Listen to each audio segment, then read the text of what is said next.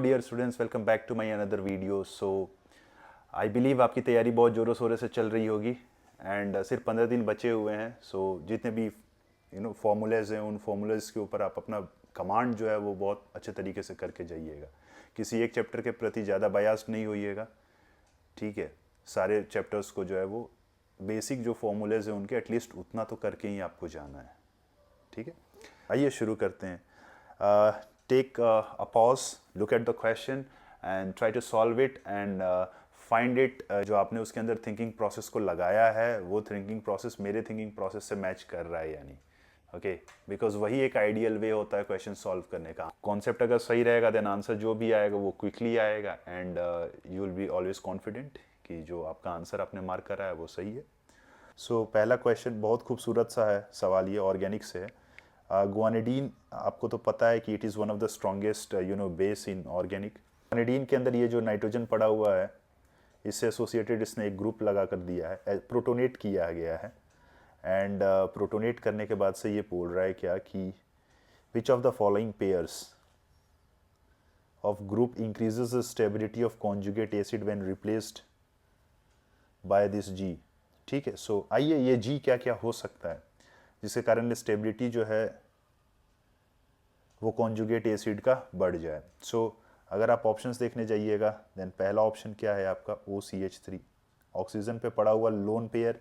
ये हम लोगों को पता है कि ये रेजोनेंस में पार्टिसिपेट करेगा, specially back bonding. And methyl group, आपको तो पता है ये इलेक्ट्रॉन डोनेट करता है through hyper conjugation in inductive. But अगर आप जल्दी जल्दी में पहले ऑप्शंस को देख के OCH3 मार्क कर दोगे देन यहाँ पे आपका बहुत गंदा वाला गेम हो जाएगा। क्यों? बिकॉज ऑल्दो तो वो करेगा बट अगर आप नाइट्रोजन को देखेंगे देन ऑलरेडी ये 3 से ज़्यादा बॉन्ड बनाकर बैठा हुआ है एंड यहाँ जो प्लस है ये फॉर्मल चार्ज है। एंड आपको तो पता है कि नाइट्रोजन जो है वो पेंटावेलेंट नहीं हो सकता है। सो अगर वो पेंटावेलेंट नहीं हो सकता है देन इसका अगर आप रेजोनेंस कंसिडर कर रहे हो देन वो गड़बड़ हो जाएगा। एंड फिर आपको क्या कंसिडर करना होगा? इंडक्टिव। एंड अगर आप इंडक्टिव करोगे विच बेसिकली इज -I, तो उसके कारण इसकी स्टेबिलिटी क्या हो जाएगी? बढ़ेगी नहीं, कम हो जाएगी। सो जैसा कि मैंने बोला खींचने वाले ग्रुप नहीं चाहिए अपने को। सो पहला वाला गया। बहुत सारे लोग पहले वाले को ही मार्क करके निकल जाते हैं, ठीक है। सो ध्यान रखना, विच मीन्स सी वाला भी ऐसा निपट गया। NO2 ग्रुप नहीं चाहिए अपने को, वो तो खींचेगा। सिमिलरली बी वाले के अंदर साइनाइड है, वो भी खींचेगा। विच मीन्स बचा कौन? लास्ट वाला CH3 एंड C2H5, ये डोनेट करेगा थ्रू इंडक्टिव एंड उसके कारण इस प्लस की जो स्टेबिलिटी है वो बढ़ेगी। So right answer for this question is D. इसीलिए दिमाग लगा के क्वेश्चन सॉल्व करना होता है, ऐसा भावना में बह जाते तो मार्क्स भी बह जाता कहीं, ठीक है। सो ध्यान रखना इन सारी बातों का आप, ठीक है। आओ उसके बाद जो दूसरा सवाल है, दूसरा सवाल देखते हैं क्या है। जो आपका दूसरा सवाल बोल रहा है वो बोल रहा है arrange the following in increasing order of acidic strength of labelled hydrogen. So ऐसा देखो आप ABCD करके यहाँ पे हाइड्रोजन लेबल्ड हैं एंड इनके एसिडिक स्ट्रेंथ की बात कर रहा है। सो अगर सबसे ज़्यादा अगर कोई एसिडिक होगा देन आपको तो सिखाया जाता है कि सल्फोनिक एसिड जो है वो सबसे ज़्यादा एसिडिक है। एंड अगर वो सबसे ज़्यादा एसिडिक है देन वहाँ का जो H होगा वो बहुत आसानी से निकल जाएगा। विच मीन्स राइट आंसर इसका क्या होगा? सबसे खतरनाक वाला E होगा। एंड अगर सबसे खतरनाक वाला E है देन वो दो ऑप्शंस में पड़ा हुआ है, which is option A and option D। फिर अगर आप आगे जाओगे देन A और D वाले ऑप्शंस में सिर्फ एक ही चीज़ का डिफरेंस है, दैट इज़ कि अगर आप F और D को देख पाओगे, A के अंदर कुछ और है एंड D के अंदर कुछ और है। सो आइए हम F और D के बारे में बात करते हैं। सो ये वाला H है, ये F वाला है। सो अगर ये माइनस आएगा देन ये इसके साथ रेजोनेंस करेगा, ऑल्दो ये इधर से भी कर रहा है resonance. And eight the same time अगर मैं D के बारे में बात करूँ तो फिर ये जो माइनस आएगा वो सिर्फ एक ही साइड से रेजोनेंस करेगा, विच इज़ रिंग। सो बधाई हो, जो हमारा राइट आंसर होगा इस केस में वो क्या होगा? F का जो H है is more acidic than D। And अगर F का H is more acidic than D then the right answer will be D। बहुत बारीकियों से आप चलिएगा एंड ये सारे जो कॉन्सेप्ट्स मैं सिखा रहा हूँ इन सारे कॉन्सेप्ट्स को आप प्रॉपरली यूज़ करना एग्ज़ाम के अंदर भी, ठीक है। आ जाओ, आपका अगला सवाल है most stable meso of 2,3 difluoro 2,3 butane diol. So क्या आप मीजो बना सकते हो? हाँ, ये क्या होगा CH3, इधर क्या होगा CH3, और इधर में फ्लोरीन फ्लोरीन, और इधर में क्या ले ले रहा हूँ OH OH। चेक करना आप, यही है ना 2,3 डाईफ्लोरो 2,3 ब्यूटेन डायोल। एंड ये मीजो है बिकॉज इस कंपाउंड के अंदर क्या है, सिमेट्री है, प्लेन ऑफ सिमेट्री है। सो अगर मैं इसका न्यूमैन प्रोजेक्शन बनाऊँ, ठीक है, सो मिथाइल होगा यहाँ एंड OH होगा एंड यहाँ फ्लोरीन होगा, एंड फिर जो बैक कार्बन है वहाँ पे फिर क्या है, ये ऐसा है। चेक कीजिए आप। एंड अगर मैं इसका मोस्ट स्टेबल फॉर्म बनाऊँ, देन आपको तो पता है मोस्ट स्टेबल फॉर्म क्या होता है, इन जनरल एंटी, बट गॉच भी जो होता है वो बहुत सारे केसेस में मोस्ट स्टेबल होता है provided there is H bonding. ठीक है, सो ऑल्दो अगर आप ऑप्शन ए में जाएंगे देन ये क्या है, H बॉन्डिंग तो इधर हो रहा है, बट क्या आप यहाँ देख पा रहे हैं मिथाइल मिथाइल एक दूसरे को रिपेल करेंगे एंड उनके कारण जो है वो स्टेबिलिटी कम आएगी। Same goes with option B also, check कर लो आप। Same goes with option D also, which means अगर आप ऑप्शन सी को देखने जाएंगे which is our right choice, then यहाँ पे क्या है मिथाइल मिथाइल एंटी है, but at the same time आपको H बॉन्डिंग वाला फंडा भी लगाना है। सो ठीक है ना, वो इधर से हो रहा है तो सही है ना। क्राउडिंग का भी हमने ध्यान रखा है और H बॉन्डिंग का भी हमने ध्यान रखा है, वेयर एज इधर आप जा रहे थे देन क्राउडिंग का आप ध्यान नहीं रख पा रहे थे, ठीक है, एंड इधर H बॉन्डिंग का तो आप ध्यान रख ही रहे हो। सो इसका राइट आंसर होगा China. China is the correct answer for this. फिर उसके बाद जो चौथा है, आओ चौथे को पॉज करो आप। मस्त पूछा है configuration of both double bond in this compound respectively are. तो बेसिकली यहाँ पे Z है, E है, E है, E है, फिर E है, Z है एंड Z है, Z है। तो ये क्वेश्चन देकर आपसे ये वो जानने की कोशिश कर रहा है कि क्या आप इस रूल को भूले तो नहीं हो, CIP rule. CIP rule, Cahn Ingold Prelog. And अगर मैं यहाँ जाऊँ ओके नंबरिंग के पॉइंट ऑफ व्यू से, ठीक है, सो तो नंबरिंग यहीं से होगा 1 2 3 4 5, विच मीन्स अगर हम बॉन्ड पे जाएं देन ये वाला बॉन्ड है, इसकी नंबरिंग हमें देखनी है, ठीक है, कि इसके साथ जो ग्रुप जुटे हैं उनकी प्रायोरिटी क्या है। जल्दी जल्दी में स्टूडेंट्स जो हैं जानते हो CF3 को नंबर 1 दे देंगे क्योंकि उनको दिखेगा 3 फ्लोरीन है, एंड यहाँ उनको देखेगा, देख लो रिप्रेजेंटेशन कितना अच्छा है, यहाँ 2 हाइड्रोजन है, उनको लगेगा 2 हाइड्रोजन है, उधर तो 3 फ्लोरीन है, जल्दी में वो ऊपर 1 मार्क कर देंगे, बट ऐसा होगा नहीं। समझ रहे हैं आप, चूँकि यहाँ पे क्लोरीन है सो उसके कारण उसको नंबरिंग ज़्यादा मिलेगी एंड फ्लोरीन वाले को सेकंड मिलेगा। नाउ अगर हम इस वाले कार्बन के बारे में बात करें देन इधर हाइड्रोजन है बेचारा, इसको 2 नंबर दो, एंड ये जो बड़ा वाला ग्रुप है इसको आप 1 नंबर दो। सो यहाँ पे आप देख पा रहे 1 1 1 1 जो है वो अपोजिट साइड है। सो अगर अपोजिट साइड है तो आंसर क्या होगा, ई होगा, ई। एंड ई कौन कौन से ऑप्शंस में है, A and B, which means आइए चौथे वाले एंड पांचवे वाले कार्बन के अक्रॉस कॉन्फ़िगरेशन देखें।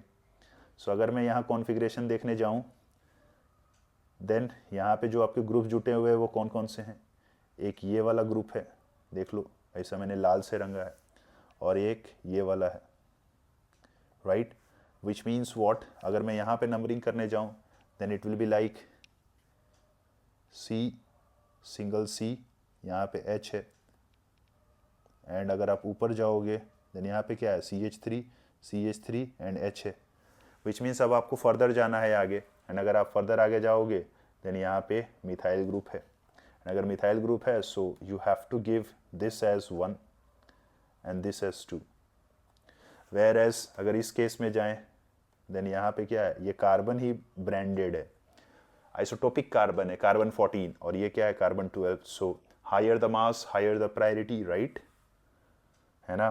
पहले कार्बन को आपको चेक करना है, ड्यूटीरियम पे मत चले जाना, ठीक है, फर्स्ट पॉइंट ऑफ डिफरेंस देखना होता है। सो अगेन ये 1 हो गया और ये 2 हो गया, सो इस केस में 1 1 जो है वो क्या है, सेम साइड है, ठीक है। सो अगर वो सेम साइड है देन कॉन्फ़िगरेशन क्या हो जाएगा, Z।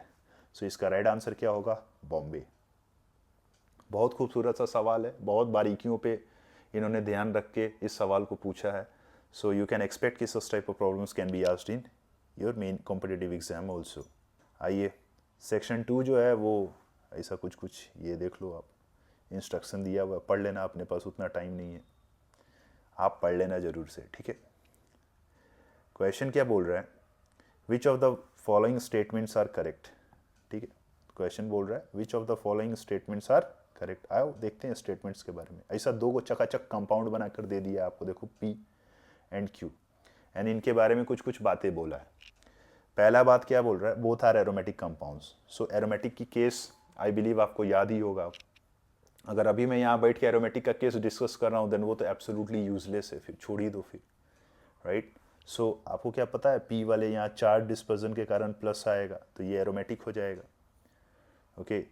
एंड Q वाला जो है वो भी एरोमेटिक है। दरअसल ये P जो है वो लास्ट ईयर क्वेश्चन पूछा भी था, प्रीवियस ईयर प्रॉब्लम ही है ये, ठीक है। So both are aromatic, so this is correct. Now अगर मैं P के बारे में बात करूं देन यहाँ पे बोल रहा है P इज नॉन एरोमेटिक। भैया अभी ऊपर डिस्कस किए हैं कि वो एरोमेटिक है, तो ये तो ऐसा फर्जी है, चीप है। नाउ C के बारे में मैं अगर बात करूं, P has high dipole moment then Q, या दैट्स ट्रू, बिकॉज यहाँ चार्ज डिस्पर्जन हो रहा है, तो चार्ज डिस्पर्जन के कारण पोलैरिटी जो है वो ज़्यादा आएगी, सो दैट इज ट्रू। A भी सही था, C भी सही है। नाउ D के बारे में बोल रहा है कि इन Q lone pair is present in sp2 hybridised orbital. क्या लगता है आपको, सही है क्या? So the answer is yes. ये लोन पेयर जो है वो ऐसा कॉन्जुगेशन का पार्ट नहीं है, एंड अगर इस नाइट्रोजन की हाइब्रिडाइजेशन की अगर हम बात करें देन इट इज sp2, सो सही है, ये भी सही है। सो दरअसल इसमें जो दो पॉइंट्स निकल कर आए हैं, जैसे कि पहला वाला ये एरोमेटिक कंपाउंड, ये P जो है वो प्रीवियस ईयर लास्ट ईयर ही है 2024 का पूछा हुआ सवाल है, एंड उसी सेगमेंट में डाइपोल मोमेंट से भी एसोसिएटेड उन्होंने सवाल दिए थे, जहाँ पे उन्होंने 4 कंपाउंड्स दिए थे A, B, C and D, and उन्होंने पूछा था किसमें सबसे ज़्यादा डाइपोल मोमेंट है। सो अगर जो PYQs बनाए हैं उनको आइडिया लग रहा होगा कि मैं किन सारी चीज़ों के बारे में डिस्कस कर रहा हूँ यहाँ पे, ओके। सो उसके बाद आइए अगला सवाल जो है वो है क्वेश्चन नंबर 6।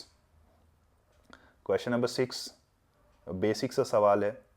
अगर यहाँ पे आप देखिएगा देन आपके पास compound P, Q, R and S दिया हुआ है, एंड उन सारे के बारे में कुछ ना कुछ यहाँ कुछ कुछ बातें कर रहा है ये।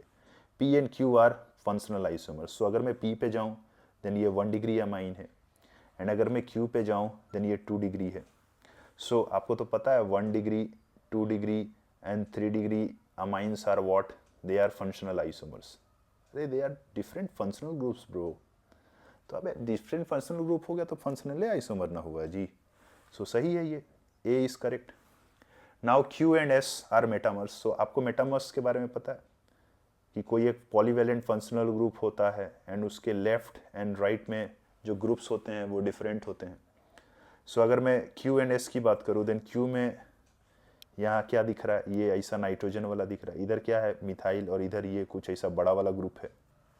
एंड अगर मैं S के बारे में बात करूँ देन ये नाइट्रोजन है, NH फिर से, एंड इधर क्या है इथाइल, ऊपर वाले में क्या था मिथाइल, तो ये दोनों डिफरेंट ना हो गया जी। एंड अगर इस तरफ मैं बात कर रहा था तो ये ऐसा बड़ा वाला ग्रुप था, और इधर भी ये बड़ा वाला है, बट ये जो दोनों हैं बड़े वाले ये सेम नहीं है, अलग अलग हैं, डिफरेंट हैं। सो ठीक है, बेसिकली यहाँ पे इधर का जो एक मिथाइल है वो इधर डोनेट कर दिया उसने। So yeah, they are metamers. It satisfies the criteria of metamer. Now P and S are positional isomers. कहाँ गया S? S थोड़ा गंदा हो गया, मैं उसको ऐसा साफ कर रहा हूँ, देखो हटा रहा हूँ इसको। Now क्या बोल रहा है कि P and S are positional isomer। अबे ये 2 डिग्री है, एंड ये कौन सा डिग्री है बताओ, ये 1 डिग्री है। अभी मैंने बोला ना कि ये 2 डिग्री 1 डिग्री क्या है फंक्शनल आइसोमर, तो काय का पोजिशनल आइसोमर है ना, ये पोजिशनल बकवास हो गया, चीप हो गया, ओके। एंड जो आपका आखिरी है R and S are functional isomer, so this is R, this is 1 degree and S is again 2 degree, या दिस इज करेक्ट।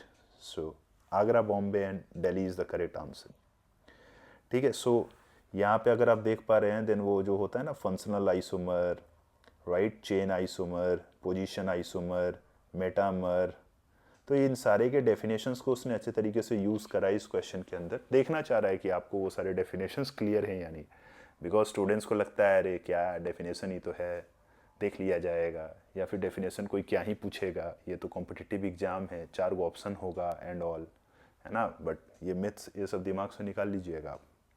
चलिए आगे 7वें पे चलते हैं। 7वें में पूछ रहा है करेक्ट रिलेशन बताना है पेयर ऑफ मॉलिक्यूल्स पे। तो ठीक है, ऐसा कपल बना बना कर यहाँ दिया हुआ है। ऑप्शन ए के अगेंस्ट 2 जो कंपाउंड है वो कौन से हैं। आप देखिए यहाँ पे एक ये वाला है। अगर मैं ये लोअर वाले कार्बन की बात करूँ जो है यहाँ पे, ये जो कायरल है, एंड इसमें जो है वो दोनों क्या हैं, सेम है। एंड ये बोल रहा है क्या, डायस्टीरियोमर। डायस्टीरियोमर का क्या मतलब आपको पता है? डायस्टीरियोमर का मतलब you know stereoisomers which are not related as object and its mirror image। so ये तो बात सही है कि ये एक दूसरे का मिरर इमेज नहीं है, बिकॉज ये तो दोनों सेम ही है। आइए टॉप वाले की बात करता हूँ अगर मैं, देन यहाँ पे मिथाइल ग्रुप है एंड यहाँ पे NH2 है। एंड जो दूसरे वाले कंपाउंड में क्या है, यहाँ पे राइट साइड में NH2 एंड मिथाइल ऐसा ऊपर है। सो अगर इमेजिन दैट कि ये वाला सेंटर R है अगर इसका कॉन्फ़िगरेशन, देन वो बात फिक्स है कि इसका कॉन्फ़िगरेशन क्या होगा, S होगा, एकदम 100% फिक्स है। ठीक है, which means what, they are different. जैसा कि यहाँ पे मैंने बोला अगर आप इसका कॉन्फ़िगरेशन R मान रहे हो, ठीक है, तो इसका भी कॉन्फ़िगरेशन क्या होगा, R ही होगा। सो ये तो बात सही है, they are diastereomers, they are not the mirror images of each other, right. Now अगर मैं B की बात करूँ तो B में एक न्यूमैन प्रोजेक्शन दे दिया है और दूसरा फिशर प्रोजेक्शन दे दिया है। तो ये जो न्यूमैन है, ठीक है, इसका मैं फिशर बना रहा हूँ, बट यहाँ पे अगर मैं इसका फिशर बनाने जाऊँ देन बना नहीं पाऊँगा, क्योंकि ये न्यूमैन का स्टैगर्ड है, ये स्टैगर्ड है। एंड स्टैगर्ड का आप ध्यान रखना अच्छे से, स्टैगर्ड का हम लोग फिशर नहीं बनाते हैं, ठीक है। इसका जो एक्लिप्स फॉर्म होगा उसी का हम फिशर बना पाएंगे, विच मीन्स व्हाट, आपको सबसे पहले उसका एक्लिप्स बनाना होगा। सो कुछ नहीं करना, इधर H है, ड्यूटीरियम है, मिथाइल है, एंड एक्लिप्स बनाना है ना जी, तो CH3 को इधर डाल दो, OH को इधर डाल दो और F को इधर डाल दो, एंड देन आप जो है वो इसका बनाओ फिशर। क्या बनेगा, ये H है और इधर क्या है, ड्यूटीरियम था और इधर मिथाइल था। H के सामने फ्लोरीन है एंड फ्लोरीन इधर क्या था, मिथाइल था, एंड राइट साइड में क्या था, OH था। सो अगर आप देख पा रहे हैं ये वाला, देन ये वाला और ये वाले में क्या अंतर है, देखो क्या अंतर है। अगर आप देख पा रहे हो देन OH इधर है लेफ्ट साइड में और मिथाइल कहाँ है, नीचे है, एंड F कहाँ है, इस तरफ है। विच मीन्स अगर मैं बनाने जाऊँ इसका ये वाला फॉर्मेट, देन मैं कुछ नहीं करूँगा, एक बार OH से मिथाइल को शिफ्ट करूँगा और दूसरे बार मिथाइल को फ्लोरीन से शिफ्ट करूँगा, विच मीन्स मैं जो है वो इवन इंटरचेंज कर रहा हूँ। एंड आपको तो पता है इवन इंटरचेंज से configuration remains as such, and अगर कॉन्फ़िगरेशन एज सच हो गया देन काय का इनएंस्यूमर भाई, इनएंस्यूमर तो किसी भी ज़िंदगी में नहीं होगा, है ना, वो तो फिर उसका मिरर इमेज रहा नहीं, राइट। सो ये ऑप्शन गलत है, B option is wrong. Again फिर यहाँ थोड़ा रायता फैल गया है, उसको थोड़ा साफ कर दे रहे हैं हम।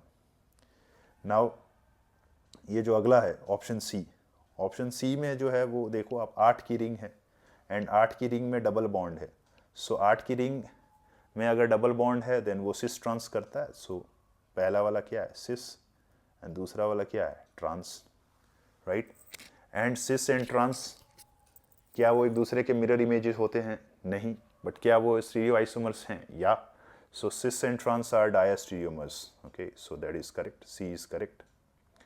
एंड नाउ अगर मैं D की बात करूं देन D में सारा कुछ सही है, ये सब सही है, कोई दिक्कत नहीं है, बट यहाँ पे अगर आप देख पा रहे हैं देन एक कार्बन बढ़ गया है। नॉट ओनली एक कार्बन बढ़ गया है, बेसिकली एक कार्बन और 2 हाइड्रोजन बढ़ गए हैं। तो ये इनएंशियोमर्स नहीं है, ये एक दूसरे के होमोलोग हैं, होमोलोग, ओके। सो D भी जो है वो रॉन्ग है। सो आप देखो कितना मतलब मज़ेदार सवाल है, वो जो बेसिक अंडरस्टैंडिंग है ना, इनएंशियोमर्स, डायस्टीरियोमर्स, मीज़ो, वो बेसिक अंडरस्टैंडिंग का कितना खतरनाक तरीके से यूज़ किया जा रहा है यहाँ पे। अगर आपको ये प्रॉब्लम आ रहा है डायस्टेरियोमर्स, इनएंशियोमर्स, देन प्लेलिस्ट में आइसोमेरिज्म का सेगमेंट मैंने डाला है, आप वहाँ जाकर इन सारी कॉन्सेप्ट्स के बारे में एक बार फिर से रीलुक कर सकते हैं। ओके, चलिए आगे चलते हैं। आगे फिर से आइसोमेरिज्म से एसोसिएटेड सवाल है एंड क्वेश्चन बोल रहा है, देखिए आप यहाँ पे, which of the following can tautomerize in acidic medium और बेसिक मीडियम। सो टॉटोमर का केस तो आपको पता ही है। सो इस केस में यहाँ से टॉटोमेरिज्म होगा, बिकॉज यहाँ का जो H है वो ज़्यादा एसिडिक है। इस टाइप के टॉटोमेरिज्म को आपको पता है ना, स्पेस टॉटोमेरिज्म है ना, या फिर पैरा टॉटोमेरिज्म भी बोलते हैं। सो यहाँ से तो टॉटोमेरिज्म होगा। बी वाला तो कभी ज़िंदगी में आप नहीं भूल पाइएगा, ये एक्टिव मिथाइलिन ग्रुप वाला। डी वाला जो है ये भी ये 1,2 डाइकीटोन है, बट ये रिंग के अंदर है, सो यहाँ से रोटेशन अलाउड नहीं होगा। तो यहाँ पे टॉटोमेरिज्म का केस को ये सेटिस्फाई भी कर रहा है, तो कराएंगे, इसका इनॉल बनाएंगे हम। वेर एज अगर सी के बारे में मैं जाऊँ, then with respect to double bond हो तो नहीं हो रहा है, बिकॉज इधर कोई HA नहीं है। बट अगर आप यहाँ देखें देन ये ऑलरेडी क्या है, इनॉल है, सो हम इसका कीटो बना सकते हैं, विच मीन्स इसका राइट आंसर क्या होगा, all the 4 options will be correct. ठीक है, नेक्स्ट है, which of the following statements is और आर करेक्ट, राइट। सो आपका जो क्वेश्चन है वो है 2-bromo-3-chloroब्यूटेन। सो अगर मैं ब्यूटेन जाऊँ, यहाँ 2-bromo-3-chloro, उसके बारे में बोल रहा है क्या कि उसके पास 4 स्टीरियो आइसोमर्स हैं। तो क्या आप इस कंपाउंड को देखने के बाद आपको ज्योमेट्रिकल आइसोमेरिज्म की याद आ रही है? अगर आपको याद आ रही है देन आप बहुत गलत याद कर रहे हैं चीज़ों को। फिर इस कंपाउंड के अंदर GI नहीं होगा, एंड अगर GI नहीं होगा देन आप ऑप्टिकल देखेंगे, एंड ऑप्टिकल में आपको 2 कायरल सेंटर दिख रहे हैं, एंड कंपाउंड के अंदर सिमेट्री नहीं है। सो आपको तो सिखाया जाता है 2 कायरल सेंटर, एंड अगर कंपाउंड के अंदर सिमेट्री नहीं है then answer straight away 4 mark करके आपको वहाँ से निकल जाना है। ठीक है, ये मत अब वहाँ सोचने लगना कि ये R अभी इतना नहीं करना है। 2 कायरल सेंटर देखा ना जी, सिमेट्री नहीं है, 4 मार्क करो, निकलो। ठीक है, सो A इज करेक्ट।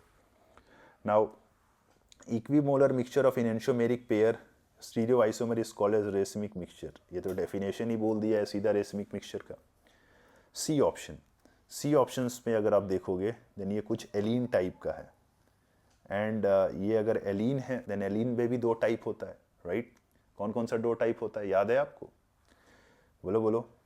एक even number of pi bond और एक ऑड। सो अगर वो even number of pi bond हो गया देन वहाँ पे आपको पता है ना, ऑप्टिकल आइसोमेरिज्म हो सकता है, provided symmetry should be absent. Symmetry जो है वो एब्सेंट होना चाहिए, एंड अगर ऑड होगा देन वो GI का केस उसके अंदर हो सकता है, प्रोवाइडेड वो GI के कंडीशंस को मैच करे। सो एनीवेज यहाँ हमें ऑप्टिकली एक्टिव के बारे में पूछा है। सो अगर आप देख पा रहे हैं देन ये कंपाउंड के अंदर H एंड मिथाइल ग्रुप हैं, और इधर H और मिथाइल ग्रुप हैं। So you can think of to be like something as perpendicular वाला case where groups are different. So यहाँ से किसी एंगल में सिमेट्री नहीं आएगी। ठीक है, आप जरूर ये सोच सकते होगे कि यहाँ से सिमेट्री आएगी, बट अगर आप ये फॉर्म बनाते हो देन आपको सिमेट्री वहाँ से देखनी नहीं होती है भाई। आपको सिमेट्री यहाँ से देखो आप, नहीं तो यहाँ से देखो। So which is not there, which means या it has 2 optically active isomers. Next is meso compound exist in possible stereo isomers of butane 2,3 diol. वाह, अगर मैं ब्यूटेन 2,3 डायोल के बारे में बातें करूँ, लाइक ये देख लो आप, यहाँ OH यहाँ OH, आप तो आपको समझ में आ ही गया होगा कि यहाँ सिमेट्री तो आएगी, एंड अगर सिमेट्री आएगी 2 कायरल सेंटर है then number of isomer will be what, 2+1। दो जो होंगे वो ऑप्टिकली एक्टिव होंगे और एक मीजो होगा। सो ये भी सही है, D इज करेक्ट। ठीक है, नेक्स्ट, उससे पहले कि मैं ये रायता साफ कर लूँ अब, नेक्स्ट है question number 10, select the correct option. Stability of free radical, तो ये तो आपको पता है, बेंजीन जो है वो ऐसा, बेंजीन के साथ क्या होगा, ये रेडिकल का resonance, so it will be reso stabilize, so that is correct. Now stability of carbon, भाई साहब ना जाने ये कितने बार आया है ना। देखो देखो, ये sp है, ये sp2 है, ये sp3 है, सो ये तो सही है। ये ज़्यादा खींचेगा तो माइनस ज़्यादा स्टेबल होगा, सो बी इज करेक्ट। सी वाला आप अगर आप देख पा रहे हो देन ये कौन सा हेड है, बताओ कौन सा हेड है? Answer is bridge head, and bridge head पे planarity can not be obtained, right? कौन सा रूल? Bredt's rule. अबे ब्रेड नहीं, ब्रेड्स रूल, ठीक है। So C is wrong. And अगर मैं डी के बारे में बात करूँ, सिंगलेट हेलो कार्बीन स्टेबिलिटी, ठीक है, सो ये सही है, बिकॉज सिंगलेट कार्बीन जो है वो sp2 हाइब्रिडाइज्ड है, वो sp2 हाइब्रिडाइज्ड है, मतलब ये कार्बन का एक p ऑर्बिटल क्या है? खाली। एंड ये ऐसा फ्लोरीन है, ये रेडी होगा उसके p ऑर्बिटल में इलेक्ट्रॉन डालने के लिए। And extent of pi overlapping in the case of fluorine with carbon will be more compared to chlorine with the carbon, so that is correct. So it will be like Agra, Bombay and Delhi will be the correct choice, right? So आसान चीज़ें हैं, उनका application जो है वो आप देखो कितना खतरनाक तरीके से हो रहा है। अगला देखते हैं, resonance energy will be more if, वाह वाह वाह, ये आपको रेजोनेंस एनर्जी पता है ना? फर्स्ट ऑप्शन है canonical structures are equivalent then if canonical structures are non equivalent. Equivalent is like equally contributing, है ना? एंड जो इक्वली कंट्रीब्यूटिंग होगा वो ज़्यादा स्टेबल होगा, सो वहाँ पे रेजोनेंस एनर्जी जो है वो ज़्यादा होगा, right? Now second one, molecule is aromatic then if molecule is non aromatic, या अगेन एरोमेटिसिटी के कारण वो एनर्जी जो होगी वो ज़्यादा होगी। नाउ जो ऑप्शन सी है, ऑप्शन सी क्या बोल रहा है? If less number of pi bond electrons in conjugation, नहीं अपने को पाई बॉन्ड ज़्यादा चाहिए कॉन्जुगेशन में, तब ना आर एस ज़्यादा बनेगा जी। एंड जो ऑप्शन डी है, resonance with 2p overlapping then resonance with 2p 3p overlapping, या फिर 3p 2p। अरे भाई ये तो अभी कंक्लूड करा है यहाँ हमने, ठीक है। यहाँ पे भी तो सेम केस हो रहा था ना bro, 2p 2p 2p 3p, सो 2p 2p में extent of resonance and all is more, so energy and all will be more. So इसका राइट आंसर क्या होगा? आगरा, बॉम्बे एंड दिल्ली। सो बहुत खूबसूरत थियरी है बेस्ड ऑन रेजोनेंस एनर्जी। आप इन सारी बातों का ध्यान रखिएगा when it comes to resonance energy, ठीक है। नेक्स्ट सवाल है, वो बोल रहा है which of the following is the correct order, ठीक है। कार्बोकैटायन स्टेबिलिटी के बारे में पूछ रहा है, तो आपको तो सिखाया भी जाता है, बताया जाता है, दिया जाता है इंपॉर्टेंट ऑर्डर ऑफ कार्बोकैटायन। सो यहाँ पे आप समझ रहे हो, ये ऐसा आपको डीआर की याद आ रही है? डीआर डांसिंग रेजोनेंस या फिर सिग्मा रेजोनेंस, सो उसके कारण स्टेबिलिटी ज़्यादा होगी, है ना? सो A is correct.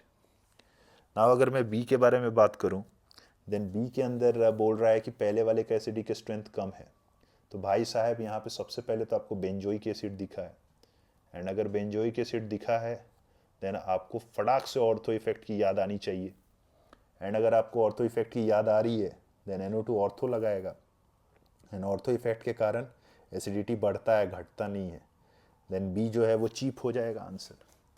Now see के अंदर बेसिक स्ट्रेंथ पूछ रहा है, भाई ये सब क्लियर होना चाहिए, acidic strength, basic strength. Playlist में जाओ, वहाँ GOC के अंदर एसिडिक स्ट्रेंथ पे मैंने वीडियो डाला है, बेसिक स्ट्रेंथ पे वीडियो डाला है, जाकर चेक कर लो, देख लो, अच्छे से रिवाइज कर लो।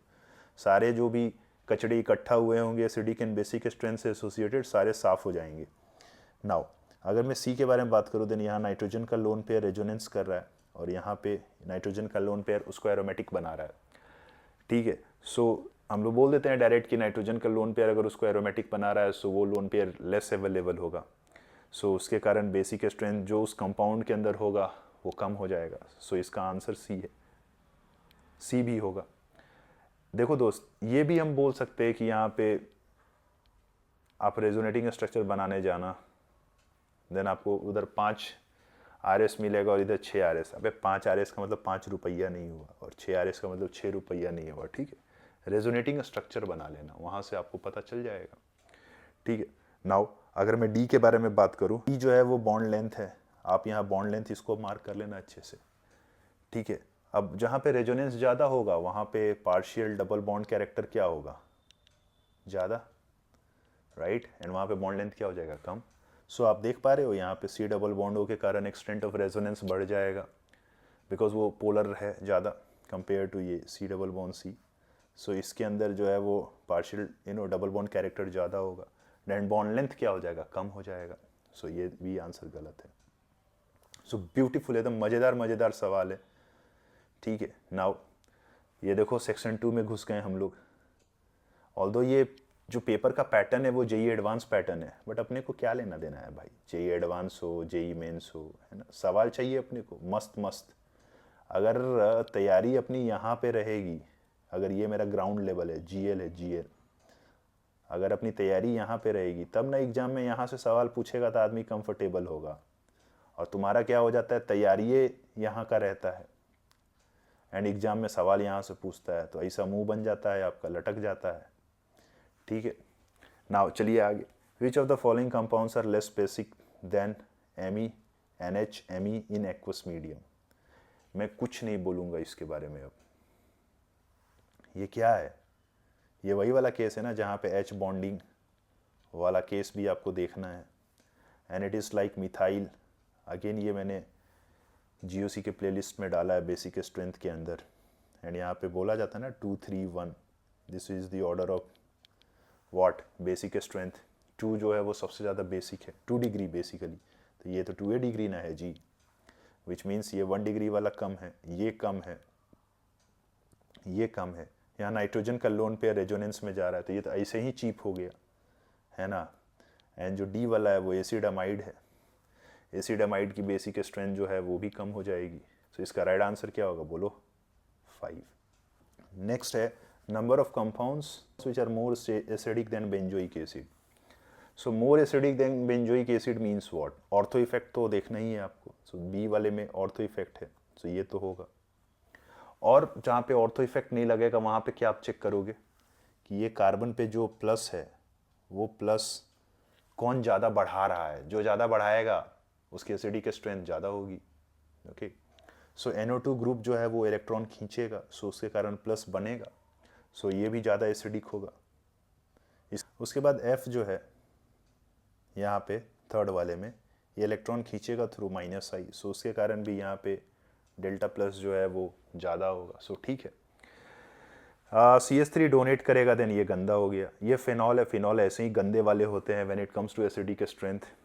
फिर यहाँ पे ये सब्स्टिट्यूटेड फिनॉल है, ये भी नहीं होगा। ये NO2 ग्रुप लगा तो है यहाँ पे, बट है तो बेटा फिनॉल ही, ये हटाओ इसको। जो ये से थर्ड लास्ट है, यहाँ पे 3 NO2 ग्रुप हैं, सो ये तो होगा, it will be more acidic. And ये जो लास्ट वाला है, इसमें आप थोड़ा सा चक्कर खा के गिर सकते हो।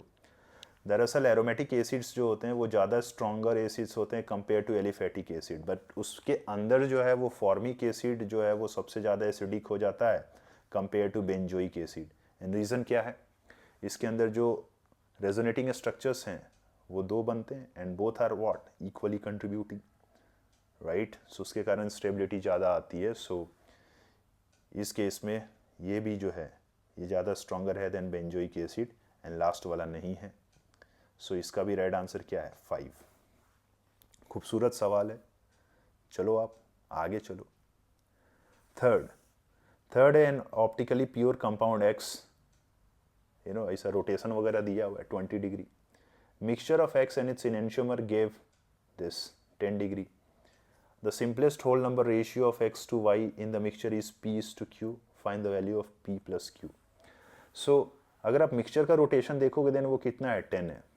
एंड अगर उस मिक्सचर में ये जो X है उसका अमाउंट अगर मैं A मान रहा हूँ, ओके, देन दूसरे वाले का क्या हो जाएगा, 1 - A।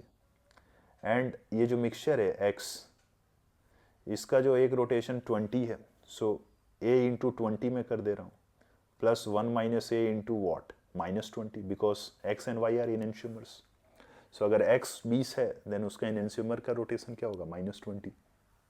सो यहाँ से अगर आप देखोगे then it will be like 20A -20 and plus 20A, so it will be like 30A is equal to 30 is equal to 40A। A कितना निकल कर आ गया, 3/4, राइट। सो अगर मैं X की बात करूँ देन वो कितना है, 3/4 which basically is P, and अगर मैं Y की बात करूँ तो वो कितना है, बोलो it will be like 1/4 which basically is q. So अगर मैं p is to q की बात करूँ then it will come out as 1, and अगर मैं p plus q ये पूछ रहा है then उसका आंसर क्या हो जाएगा 4. अगेन अच्छा सवाल है. मैं क्यों बोल रहा हूँ ये अच्छा सवाल है, बिकॉज यहाँ p is to q दे दिया है and final p plus q निकालने के बारे में बोल रहा है. बहुत स्टूडेंट जल्दी में क्या करते हैं 3/4 plus 1/4 इज इक्वल टू 1 लिख कर आ जाते हैं. इसीलिए रिप्रेजेंटेशन बहुत अच्छा है. ठीक है, p plus q वाला फंडा जो यहाँ उन्होंने यूज़ किया है. सो आप भी ध्यान रखिएगा. नेक्स्ट है how many total isomers are possible with this formula. C2 F Cl Bri. ये तो भाई स्ट्रेट अवे 6 आंसर होगा इसका, बिकॉज अगर DOU आप निकालने जाओगे देन इसका DOU कितना निकल कर आएगा. DOU will come out as 1. So it will be like C double bond C. And now अब आप यहाँ फ्लोरीन लगा दो, यहाँ क्लोरीन लगा दो, यहाँ ब्रोमीन लगा दो, यहाँ आयोडीन लगा दो. फिर उसके बाद से क्या करो C डबल बॉन्ड C, यहाँ फ्लोरीन कर दो, यहाँ क्लोरीन, यहाँ ब्रोमीन, सॉरी यहाँ ब्रोमीन तो हो गया था, आयोडीन कर लो और यहाँ क्या कर लोगे आप ब्रोमीन. फिर उसके बाद आप क्या करोगे Cl को यहाँ लाओगे. सो ऐसे पॉसिबल केसेस आप कंसिडर करोगे तो जानते हो टोटल आंसर कितना आएगा 6. स्ट्रेट अवे कॉपी का सवाल है ये. ठीक है, उसके बाद आखिरी में क्या है second last asymmetric carbon present in the molecule. So basically chiral centre की बात कर रहा है ये. एसिमेट्रिक कार्बन मीन्स यहाँ कायरल सेंटर की बात कर रहा है. देख लो आप, ये वाला कायरल है सेंटर, ये कायरल है, ये कायरल है, फिर कौन है, ये है, ये है, यहाँ ये एंड ये. सो अगर मैं काउंट करने जाऊँ then it will be like 1 2 3 4 5 6 7 8 9 10. Right answer is 10. And जो अपना आखिरी सवाल है आज का वो है क्या, total stereo isomer possible for the compound having IUPAC pent 3 into all. सो अगर मैं बनाने जाऊँ देन यहाँ पे दूसरे पे ऑल है, तीसरे पे इन है. सो आपको यहाँ से ज्योमेट्रिकल मिलेगा एंड यहाँ से आपको ऑप्टिकल मिलेगा. राइट. सो अगर ज्योमेट्रिकल के अंदर अगर मैं बात करूँ, अगर ये सिस होगा देन ये वाला सेंटर क्या हो सकता है RNS, एंड अगर वो ट्रांस होगा देन फिर से वो RNS होगा. सो इसके टोटल आंसर्स कितने होंगे 4. That's all. ठीक है. सो आज के वीडियो में बस इतना ही. आप GOC एंड आइसोमेरिज्म को और अच्छे तरीके से रिवाइज करते रहिए. उसके साथ आप बायास्ड मत होइए, सिर्फ GOC आइसोमेरिज्म मत देखिए, दूसरे भी जो ऑर्गेनिक के चैप्टर्स हैं उन पे भी अपना विशेष रूप से आप कृपा बनाए रखें. ठीक है. ज़्यादा पैनिक मत होइए, जितना सिखाया गया है क्लास में उतना पढ़िए and keep things as simple as possible. Don't complicate it. Will meet again in the another video with some different segments. Till then, study hard, take care, bye bye.